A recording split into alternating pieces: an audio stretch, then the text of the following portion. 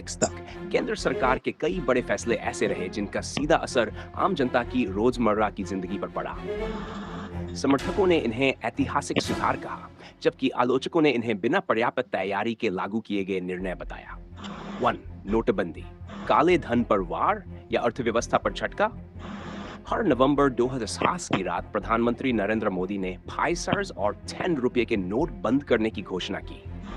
सरकार ने कहा कि इससे काला धन, नकली नोट और आतंकवाद की फंडिंग पर रोक लगेगी। लेकिन अगले कई महीनों तक देश भर में बैंक और एटीएम के बाहर लंबी लाइनें दिखाई दी। छोटे दुकानदार, दिहाड़ी मजदूर और ग्रामीण अर्थव्यवस्था सबसे ज्यादा प्रभावित हुई। इमेज, सरकार का पक्ष, डिजिटल पेमेंट और यूपीआई तेजी से बढ़े, टैक्स बेस बढ़ा, कैशलेस अर्थव्यवस्था को बढ़ावा मिला। आलोचना, आरबीआई के अनुसार अधिकांश नोट वापस बैंकिंग सिस्टम में लौट आए, छोटे उद्योग और असंगठित क्षेत्र को भारी नुकसान, जीडीपी ग्रोथ पर असर। 2. जीएसटी, एक देश एक टैक्स 2011 में लागू हुआ goods and services tax council का जीएसटी सिस्टम भारत का सबसे बड़ा टैक्स सुधार माना गया। सरकार ने दावा किया कि इससे टैक्स व्यवस्था आसान होगी और पूरे देश में एक समान टैक्स लागू होगा। लेकिन शुरुआती वर्षों में छोटे व्यापारियों को ऑनलाइन रिटर्न, अलग-अलग टैक्स स्लैब और बार-बार बदलते नियमों से परेशानी हुई।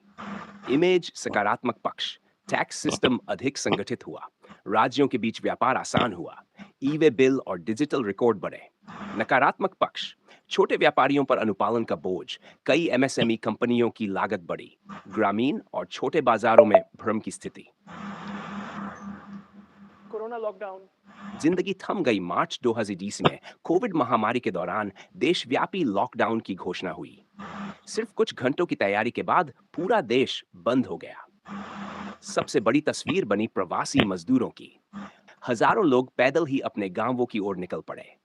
इमेज, सरकार का पक्ष, महामारी रोकने के लिए जरूरी कदम, भारत में शुरुआती संक्रमण को नियंत्रित करने की कोशिश, मुफ्त राशन और वैक्सीन अभियान। आलोचना, अचानक घोषणा से गरीब और मजदूर वर्ग प्रभावित, रोजगार संकट बढ़ा, छोटे व्यवसाय बंद हुए। चार, किसान आंदोलन और कृषि कानून 2020 में केंद्र सरकार 3 कृषि कानून लेकर आई। सरकार ने इन्हें कृषि सुधार और किसानों को खुला बाजार देने वाला कदम बताया। लेकिन पंजाब, हरियाणा और पश्चिमी उत्तर प्रदेश सहित कई राज्यों के किसानों ने इसे एमएसपी और मंडी व्यवस्था के लिए खतरा बताया। 1 साल से ज्यादा चले आंदोलन के बाद सरकार ने कानून वापस ले लिए। सरकार का पक्ष, किसानों को निजी बाजार तक पहुंच, कृषि निवेश बढ़ाने का प्रयास, बिचौलियों की भूमिका कम करने की योजना। किसानों की चिंता, एमएसपी खत्म होने का कॉर्पोरेट नियंत्रण बढ़ने की आशंका, छोटे किसानों की सौदेबाजी कमजोर होना। वर्तमान मुद्दे, बेरोजगारी, महंगाई और परीक्षा संकट। 2004-26 के दौरान बेरोजगारी, पेपर लीक, महंगाई और निजीकरण जैसे मुद्दे लगातार चर्चा में रहे हैं।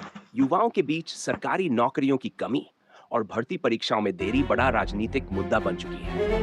दूसरी ओर सरकार इंफ्रास्ट्रक्चर, डिजिटल इंडिया और वैश्विक निवेश को अपनी उपलब्धि बता रही है। इमेज हैश, समर्थक क्या कहते हैं? भारत दुनिया की बड़ी अर्थव्यवस्थाओं में तेजी से बढ़ रहा है। हाईवे, रेलवे, डिजिटल पेमेंट और रक्षा क्षेत्र में प्रगति। भारत की अंतर्राष्ट्रीय छवि मजबूत हुई। आलोचक क्या कहते हैं?